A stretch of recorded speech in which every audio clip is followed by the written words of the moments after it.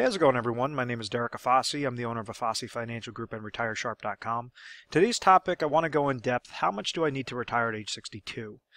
And I want to discuss a couple of things, try to help you understand where your current situation is, or what I like to call your point A. Then also understand what your specific goals are, how to get you from your point A to your point B. Show you common mistakes that individuals make when they're just kind of guessing and they're just kind of shooting from the hip and they don't really know how to create a proper strategy for their goals. And then solutions to combat those mistakes. So different things of how, you might not be mindful of a specific negative that you're setting up with your current retirement plan, and it could really bite you in the butt if there is, a downward market disaster, or you're pulling out too much money. If you're in your retirement years already and you're pulling out too much money, how to avoid those common mistakes. And then I'm going to go off of specific examples to show you when somebody's nearing retirement age or they're currently retired, how they could stay retired forever. And what you realize with this video and with a lot of my explanations and different things on my channel is it's not these astronomical changes. It's these very slight shifts that, as long as you're creating these slight tweaks and it's going in the correct areas, the correct lanes, that's how you're going to be able to retire with confidence each and every time. Definitely make sure to have a pad and paper, pad and pen out, and you take down notes, write down questions. At any time that you want to speak to a specialist, give our 1-800 number a call. It's 24/7 customer service line, so you give us a call 24 hours a day, 7 days a week, and you just basically reference this video. You say, I saw a video online about retiring at age 62.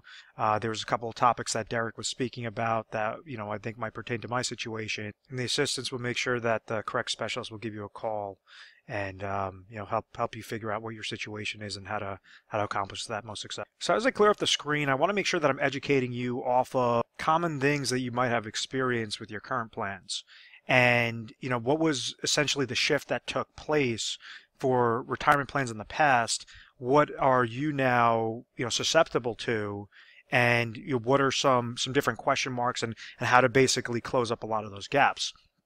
So what used to happen, and understand that all this education is all going to come full circle on when we're going off of some specific plans and some specific strategies. So just kind of, even if you understand some of these topics, just bear with me on at least the first portion of this. But what happened in the past was individuals were able to work for a company and they were offered something known as a pension plan.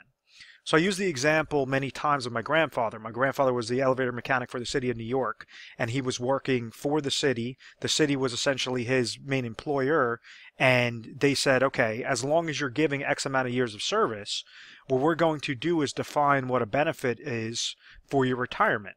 So we're going to be paying you a salary, each and every day, each and every week, until you hit that type of retirement age. If you give X amount of 30 years worth of service, at that age, we will start paying you a type of retirement income so that you don't have to ever come back to work, but you'll be receiving X amount of dollars per month for both you and your spouse. And when the second spouse passes away, that's when that income is going to stop. So that's known as a pension plan. It's known as a defined benefit plan. My grandfather in that example, he was able to just hunker down, work hard, put in overtime, whatever that was, be loyal to the employer, be loyal to the entity that he was working for, because he understood that they were investing dollars on the back end that would get triggered, that would pay him X amount of dollars of income each and every year until the day that he passes away, or him and my grandmother pass away. So with that defined benefit plan, that makes retirement planning very easy, because at that point in time, he retired in his late 50s, but let's just say if he retired in his early 60s, he would be able to receive whatever that pension income was. He didn't have to invest these monies in 401k related plans. He didn't have to go and try to cherry pick and choose the best funding options available and manipulate that with the stock market or the bond market and try to really cherry pick to grow his retirement nest egg. He just basically worked for the company, and the company was providing him that benefit on the back end. So rather than try to make his retirement formula extremely complicated, we understand that when he retired, if he was in his early 60s, he could trigger his pension income. And let's say that brought him $4,000 per month. and then also Social Security income that you could take earliest at age 62, if that brought in another $2,000 per month, this is $6,000 per month of income. So as long as his income each and every year, or as long as his income each and every month, him and my grandmother's income each and every month, were greater than what their expenses were, they could live their retirement years with confidence. Their income is higher than what the expenses are. So if now, let's say if he was bringing in $6,000 per month, but he decided, oh, I worked my whole life and now I want to go and piss all this money away and, you know, try to ring up my debt and go on all these lavish vacations, and now he needs $10,000 per month of income, that's a large gap there. So the first step to trying to retire early is make sure that you understand what your expenses are and understand what your budget is and stick to that budget. There has to be a type of, you know, hold your feet to the fire and make sure that you're not just, you know, patting yourself on the back for working so many years. There has to be a reality to the situation. If you want to go and try to, you know, piss money into the wind after you retire, that's going to result in a very large mistake. And what's going to occur is you could try retiring when you're 62 and then realize, oh my gosh, I have no more money left by the time you're in your 70s, and now you have to go back to work, and you know everything that you thought of retirement being this great wonderful thing did not occur. So the first thing is you definitely have to stick to a set of rules, stick to a specific plan. The most important one is be conservative and understand what your expenses are and really own what your expenses are. So now I also understand that individuals watching this video, majority of them unfortunately do not have pension plans, or if they do have a pension plan, it might be, you know, such a small dollar amount, and there might be some other savings involved that you had to save yourself. So this is where you had the implementation of ERISA, the ERISA Act of 1974, which shifted how retirement plans, you know, worked. And what happened was, rather than the risk being thrown onto the employer, so like my grandfather's situation where they were investing dollars on the back end to provide him a set retirement income stream for him and my grandmother till the second spouse passes away, and they're trying to calculate what that, you know, actuarial data is to say, okay, we have to give away X amount of dollars per month, but you know, realistically they're going to pass away when they're in their 80s, their 90s, and we're going to utilize the law of large numbers. That entire ball game and that employer risk has shifted after that ERISA Act of 1974. And what it did was it allowed individuals, it allowed employers to create sorts of retirement plans for employees that the employees could invest themselves, and therefore transfer that risk from the employer directly to the employee.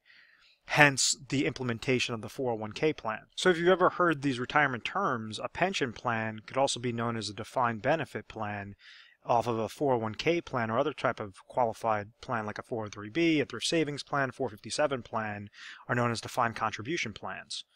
And it's not that complicated of a term. All it's saying is that the employer defines what the benefit is under a pension, as opposed to the employer just defines that you could contribute into that plan, defined contribution plan. So that's basically the more complicated of the difference between defined benefit versus defined contribution.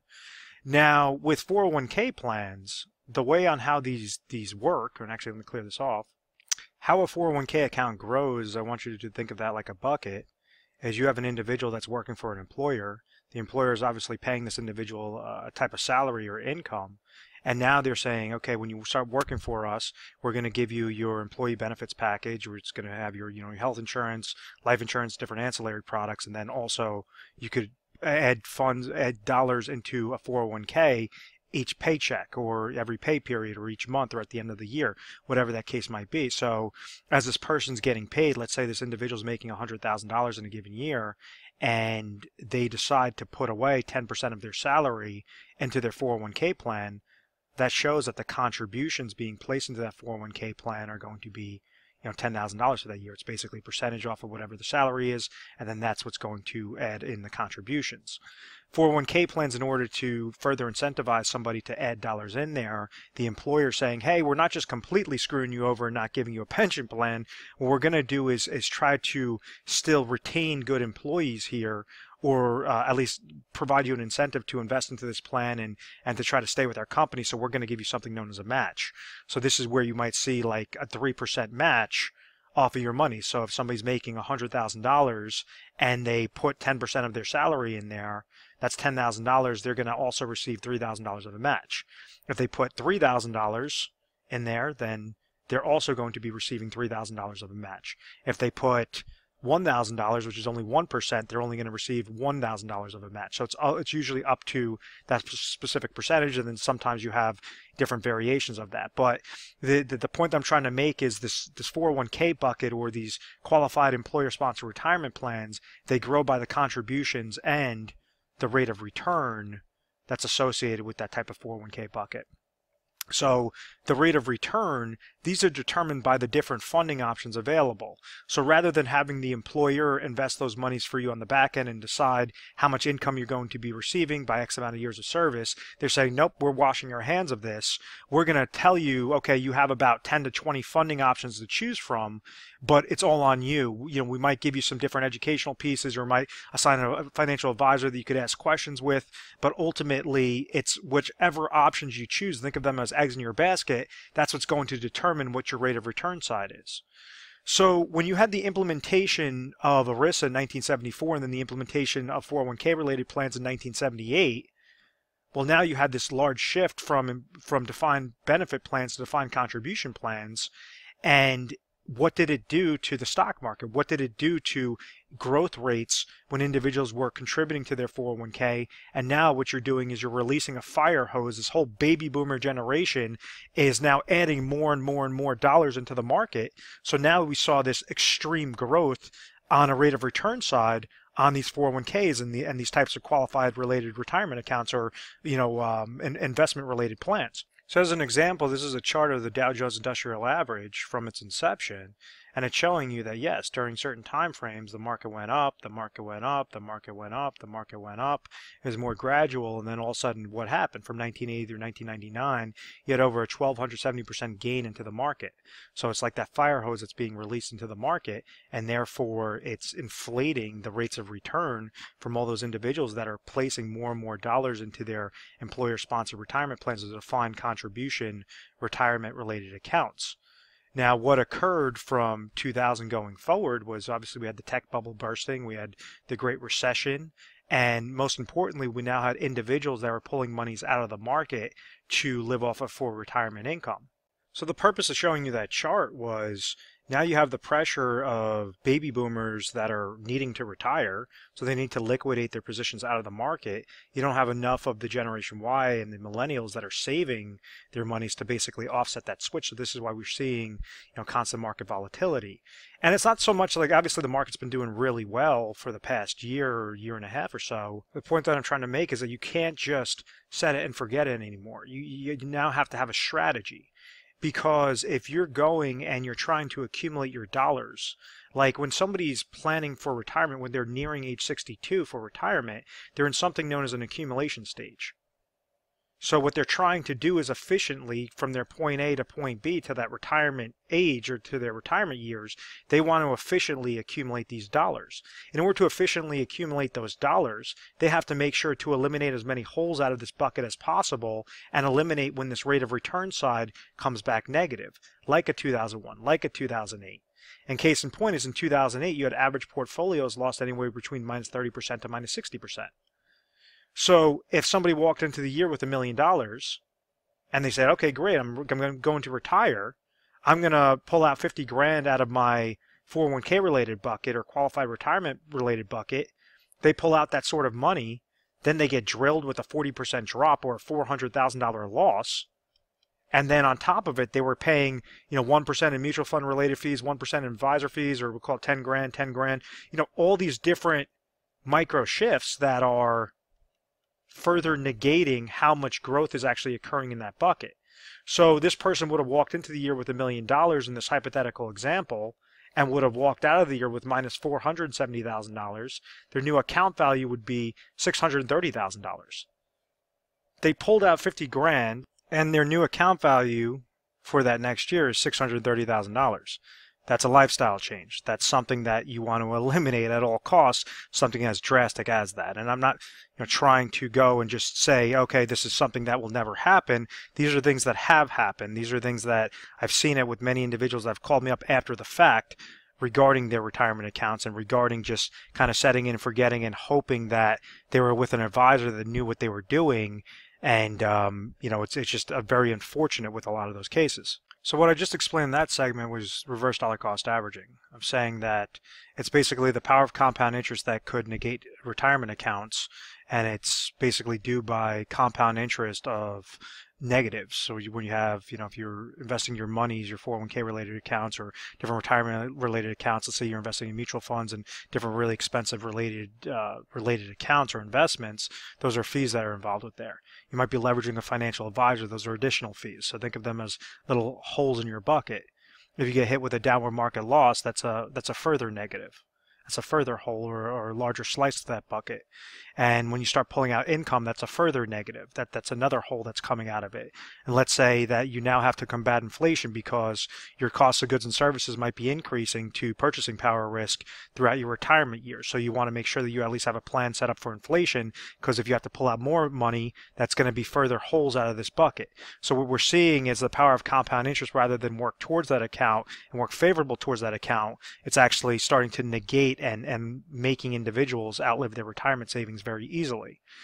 So for the first stage, when you're nearing that age 62, if your ideal age is to retire at age 62, you just want to make sure that the closer that you're getting there to that stage is you just want to be very efficient with what your fee structure is, what the funding options that you have available to you. So like with a typical 401k related account, I say there's about 10 to 20 funds to choose from, or 10 to 20, think of them as eggs in your basket.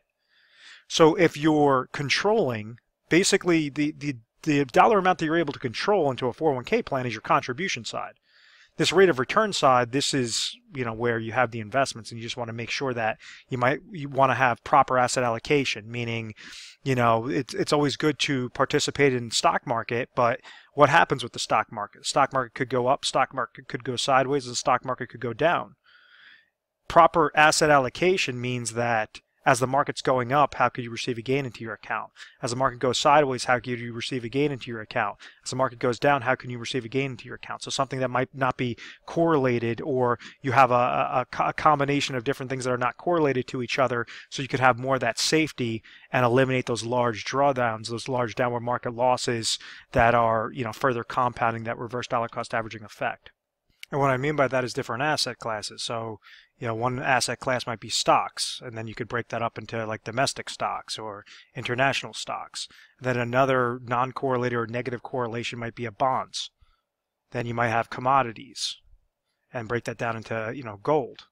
You might have real estate is another one. So you have these slew of combinations that you might have available in your 401k through different indexes or different mutual funds related within there, that will give you a proper asset allocation strategy. So, that's something that as you're nearing that ideal retirement age, how exactly can you be more efficient, more effective, with that strategy? And that's something that we try to help out with. We run like 401k stress tests, and we try to show you different actually science and math behind it to see what might be ideal for your exact situation with the eggs available in your basket to choose. Now, why is age 62 such like a focal point? And the reason why is because age 62 is when you could trigger Social Security income the earliest. Now, you have some advisors that they'll say, oh, always wait till age 70 to trigger. You have some advisors that say trigger income, Social Security income as early as possible. My philosophy on it is it's whatever works for your specific situation. Each situation is going to be different, dependent upon you and your spouse, the different ages, the different sorts of benefits, the survivorship benefits, different things that you could leverage within the Social Security income system is ways on how you could supplement that income. And we understand that as long as your income in retirement is greater than what your expenses are, you will have a confident and happy retirement. So the large misconception, though, is individuals try to associate Social Security with Medicare. Now, Medicare, which is a health insurance for obviously senior citizens, right when you're hitting age 65, you could have something known as like a Medicare supplement plan or a Medicare Advantage plan. It's basically health insurance on a national scale that you're eligible for when you hit that age 65. This does not mean if you're triggering Social Security income early at age 62 that automatically your Medicare is going to kick in at age 62 as well. That is not the case. You have to wait until age 65 for that Medicare, the Medicare supplements, and all those different plans to kick in. So, if you have the hopes of retiring at age 62, but therefore now you have to come out of pocket at some astronomical price for that health insurance for those next 3 years, it might make more sense to wait those extra 3 years just so that you could trigger Medicare or make sure that you at least have Medicare umbrella over your head, to have your health insurance covered. That's a very large expense. That's something that could liquidate retirement accounts very easily if you come into those medical ailments. So just make sure that, as you're saying age 62, it does sound good, but make sure that you have your health insurance that is set up at that time. Also be mindful that if you trigger Social Security income at age 62, that's going to be a reduced benefit than if you wait till age 63, which is going to be a reduced benefit than if you wait till age 64, 65, whatever that case might be. So if you're going to the SSA.gov and you're looking at what your Social Security number is, you're going to see some number that's going to say what your earliest, your full age, your age 62 monthly income will be, and you're going to see something also known as FRA, full retirement age, and that's going to be, dependent upon the year that you were born. It might say like 66 and 2/3, 66 and 5 months, whatever that is, or 67 and X amount of months, whatever that case might be. That's your FRA, your full retirement age. And then you also have something that shows you what it would be at age 70 if you trigger Social Security income. So case in point is, if you're triggering it earlier, you're going to have less of a benefit, less of a monthly benefit than if you wait later, as opposed to you waiting, the latest you can, which is age 70. So, it really depends upon that situation. If somebody is, knows that they have a debilitating ailment and they might not live that long, 10, 15 years only, it might make more sense to trigger at age 62, as opposed to somebody else that has really good genes and they know they're going to live past the age of 100. Well, maybe if they don't mind working and they don't want to trigger that Social Security income just yet, well, maybe they wait till age 70 and they have that, that larger Social Security payout at that point in time. So, it's really depends upon their situation. We have different calculators. We have different, different reports that we help individuals out to figure out what that number is. But ultimately, it depends, most importantly, what your expenses are. What your expenses are, what you're bringing in, and exactly if, that specific income with your Social Security and other retirement accounts can be greater than what those expenses are. And understand that concept that if you're pulling income earlier, you're going to have a reduced benefit as opposed to waiting longer, you're going to have a larger benefit, because that Social Security concept also correlates with pension plans. But let's say if, somebody sufficed their 30 years worth of service and they're 59 years old, they might be receiving X amount of thousands of dollars.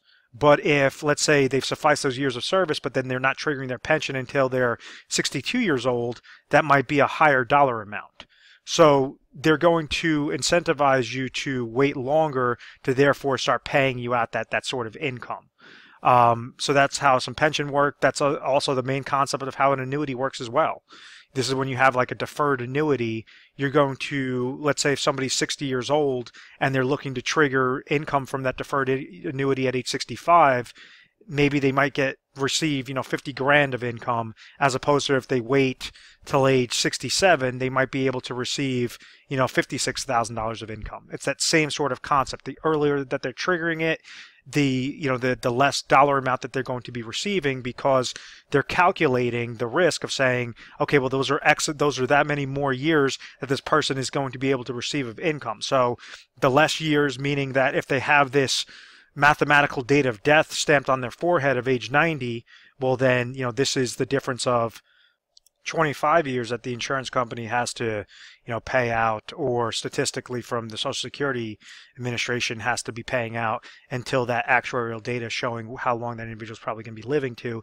Or if they wait till age 67, well, maybe that's going to show 23 years. So therefore, they're able to give them a larger benefit. So there are certain break-even points. It really just depends upon your situation, and that's what we try to help you guys figure out most efficiently. Now, the most important takeaway with this video is to understand how can you customize your plan to make sure that you're able to retire at this age 62, so you can figure out how much you actually need to retire at age 62. And this is when individuals could leverage IRA contracts, individual retirement accounts, And you could take your old retirement accounts and you could roll them over into customized IRA accounts so that they're being segmented into specific lanes that are ideal for their age 62. So let's say if this person's 55 years old right now and they want to retire at age 62, this is their point A, this is their point B, how to make sure we're getting there most effectively, most efficiently, and then from point B all the way to date of death, that's the overall plan. That's the overall piece of the puzzle. Let's say if the person's age 60 and they want to retire at age 62, well, now we have a smaller gap there, but now you might be eligible to do further rollovers with this type of plan. So what exactly am I talking about when I'm saying rollovers and individual retirement accounts? Now an IRA, a traditional IRA, is very similar to how a 401k works, except for it's set up by the individual, it's not set up by the employer. So the way on how this computes is by the contribution somebody's making in there and their rate of return. The major difference is this rate of return side. Now the contribution limits, if you're trying to set up a regular IRA, the contribution limits are going to be less than if you're trying to contribute through a 401k chassis on that qualified basis. But for the customization purpose, this rate of return side is extremely important. What I mentioned on the 401k section was I said that typical 401k accounts have about 10 to 20 different eggs in your basket to choose from, or different funds in your basket to choose from. Typically those 401k funds are crappy funds, they're shitty funds, or they might be super expensive, or they just might be cruddy where there's not a lot of diversification that you could choose. So when you go and you set up an IRA, instead of 10 to 20 different eggs in your basket to choose from, you might have options between 3,000 to 5,000 different eggs in your basket to choose from. So these could be a lot higher quality, a lot cheaper of a price. Different things to really accentuate that rate of return side. So when you're eligible for certain rollover provisions, the IRS allows you to utilize these old types of retirement accounts, such as the 401k, such as the 403b, different things that you could go and instead of have those very small contributions as if you were just trying to create an IRA account on your own, which you might be capped at $5,500, $6,000 in a given year, depending upon your age. They're saying if you've incorporated this 401k, you could actually do large rollovers into an IRA. So like if you have $1 million into your 401k account, well, you could go and if you're eligible, roll over that dollar amount into a specifically designed IRA contract.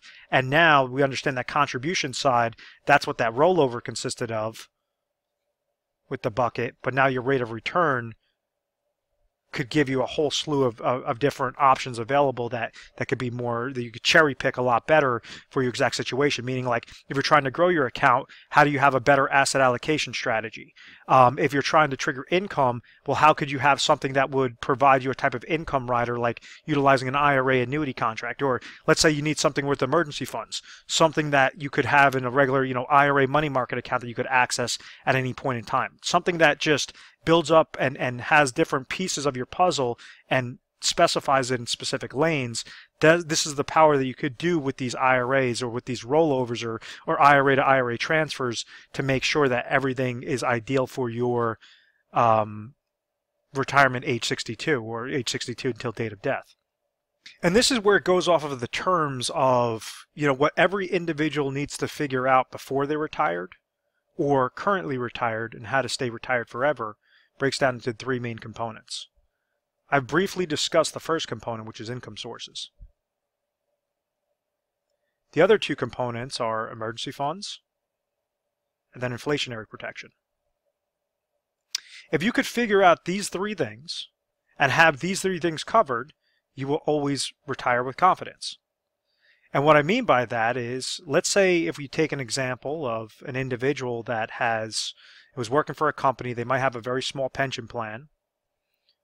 They're wanting to trigger Social Security at age 62, so they have Social Security, that's another income source.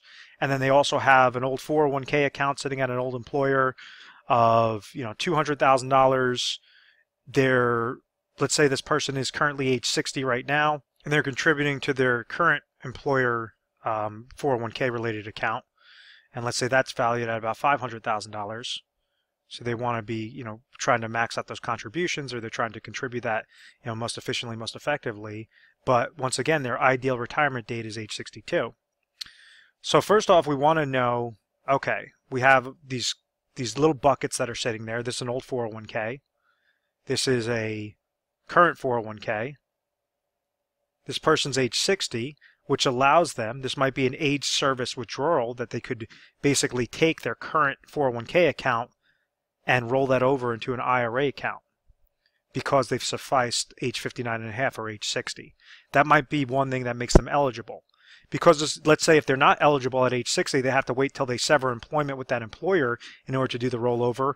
Well, then you could at least roll over this $200,000 in the old employer, because when you suffice working, when you no longer work for that company, you therefore have the eligibility to roll over those old 401ks. Or if, let's say, this person established an IRA and has been contributing to an IRA account, well, that's something you could transfer an IRA to a new customized IRA account. So there's a whole slew of different things that makes this third component of the income source favorable for that individual situation. So the first step is to figure out what are their current accounts, how are those current accounts held, are they eligible to roll over those current accounts to have it into a better IRA account? Does it make more sense to go and roll that over into an IRA and to customize that option? Does it make more sense to just leave it at that 401k account?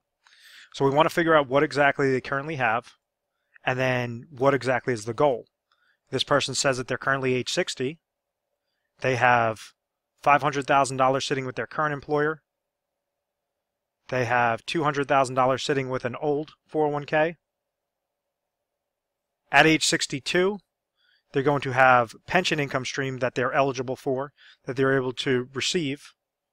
And let's say that's going to bring them $20,000 a year. And let's say at age 62, they're able to receive another $30,000 of Social Security income. So right there, it explains in a very generic sense what their assets are. Income sources. What exactly are their expenses? And how much has their income sources already suffice what their expenses are? So let's say that we go and we send this client, this prospect, a budgeting sheet, a budgeting analysis to say, okay, let's figure out at your current age 60, what are all your expenses right now? At age 62, what are your expenses going to be? Are you no longer going to have a mortgage over your head? What exactly are, this going to be a reduction in expenses? Everything to the decimal point as best that you could fill that out. You could look at budgeting sheets. You could look that up on Google. We also have ones at our office that we just basically send over to you and we explain to you. But it's not that complicated. It basically says, okay, what's your expenses? What's your monthly expenses? What's your monthly income? All these different things.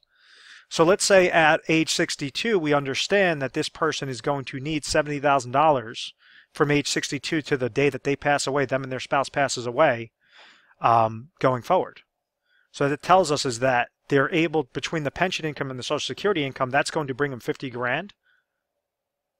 But their expense gap is larger. They need $20,000 of income to live off of for retirement monies. Let's say if this individual decides they're not going to try to utilize the IRA route and they're not trying to set up an actual plan, they're just going to roll the dice and hope that their accumulation strategy that they've grown these dollars to, this $500,000 over there and $200,000 in their old 401k account, they're just going to basically, stay susceptible to that risk. What they're doing is they're leaving themselves exposed to that reverse dollar cost averaging effect of saying their 401k is going to have different 401k related fees. If, let's say, they want to go and utilize an advisor for that to monitor their accounts for them, that's going to have an additional fee. That's going to be an advisor fee. Let's say if they're just leaving themselves susceptible to downward market losses, well, now that's a third negative. Now they're going to try to pull out more and more income. So if they have a large drawdown, a large downward market loss that occurs, this could liquidate, even though it is a lot of money, $700,000, this could liquidate it very quickly if they're not at least taking a proper approach. What used to happen back in the day where individuals were able to say, okay, I have these old 401k monies, these old retirement monies, I'm just going to go and leverage, fixed contracts like a bank CD or a fixed annuity that's paying me 10%. So as long as they would go and put a portion of their assets into that type of financial product, they'd be able to live off the interest each and every year. Well, unfortunately, those fixed related accounts no longer are paying 10%, and they're now, you'd be lucky if you find a bank CD that's paying for a 5-year 1.50%. So the entire ball game has shifted where now you have to take on a little bit more risk, or have more of a systematic plan in place. And this is where you have like a lot of IRA annuities with their lifetime income riders that became very popular, especially after the 2008 market crash, to allow the individual to control their monies and still leverage the insurance company to provide them what that additional income gap is. So as an example, somebody on this first stage, because they're trying to receive lifetime income, well, they could get that through a pension, they could get that through Social Security, they could also suffice this additional gap through an IRA annuity. The reason why I say IRA or traditional IRAs is because this current 401k, it's sitting in a qualified retirement account. The old 401k is sitting in a qualified retirement account. If you try to just liquidate those monies and throw it into your checking account, you're going to get dinged with full taxation. So when you do a rollover, it's just creating a new qualified retirement account, so it's being transferred over successfully without getting dinged with all those taxes. You're going to be taxed each time that because these monies are known as pre-tax qualified retirement accounts, each time that you're taking a distribution out, you're going to have to pay taxes on that because you haven't paid taxes on on those monies yet, but you're not getting paid taxes on that additional, on that rollover. That's why it's important to know the difference between a rollover or a transfer rather than just liquidating your positions and falling victim to that common mistake. So in this situation, out of the $700,000, let's say they're eligible to roll over these dollars. Well, maybe it's going to cost $300,000 in the top annuity-related product, IRA annuity product, at their current age 60 to trigger income at age 62 that will provide $20,000 of lifetime income for both, that person and them and their spouse till the day they pass away. So out of the $700,000, what happened was $300,000 was rolled over into a fixed type hybrid annuity contract, meaning an annuity contract with an income rider attached to it for lifetime income, and it cost them $300,000 while they're still maintaining control of those accounts and they're still able to leave whatever they don't use up to their beneficiaries. And that's a whole nother conversation. You could review videos on different IRA annuities and different things that I've had out there, on my Retire Sharp channel. But understand that we don't want to try to go after the full dollar amount. We only want to put the correct dollar amount into that specific lane. So the income sources, we want to take $300,000 in this hypothetical example towards the income source IRA lane. So this is IRA number 1, and this is telling us that they will receive $20,000 of lifetime income. If this person, lives till 120 years old, that's still going to be suffice because they leveraged 300 grand of their original 700 to go into the IRA number 1.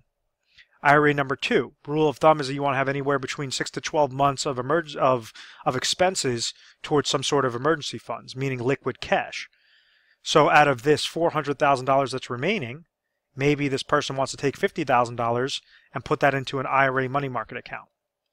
Something that they could access at any given time. It's not going to gain, it's not going to lose, just something that they have extremely safe that they could access in case of an oh my gosh moment that occurs.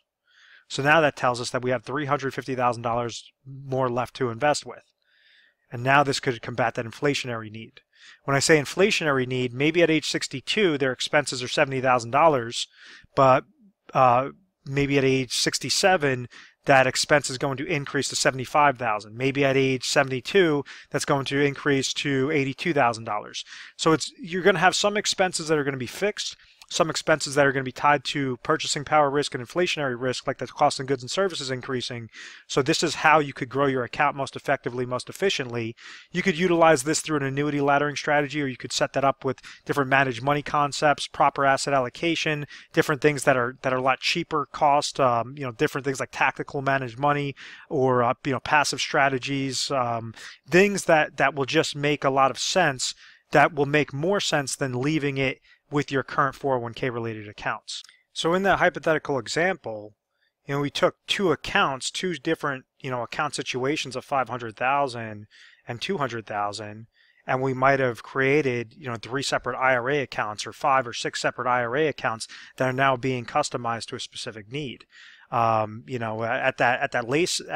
long as you get step 1 and step 2 covered, that inflationary stage is something that you could have a little bit more fun with. You could say, okay, well, I'm going to have a more risky growth strategy, and anytime that account really does well, then I'm going to take an extra vacation that year. Or you might want to have a fixed conservative strategy that just says, I want to make sure that I'm having a return, of my money rather than on my money. So you could splice this up in a whole slew of different ways on that step 3, but what we're not doing is we're not guessing. We're at least, placing these IRA accounts into specific lanes to make sure that, yes, you could retire at age 62, but how much you need to retire really depends upon what your expenses are, and making sure that you're not splurging. You're not just, patting yourself on the back and saying, you worked hard and now you deserve this and now you could be, foolish with your money. You, more than ever, you have to have a strategy, because with retirement, you only have one chance to get things done correctly.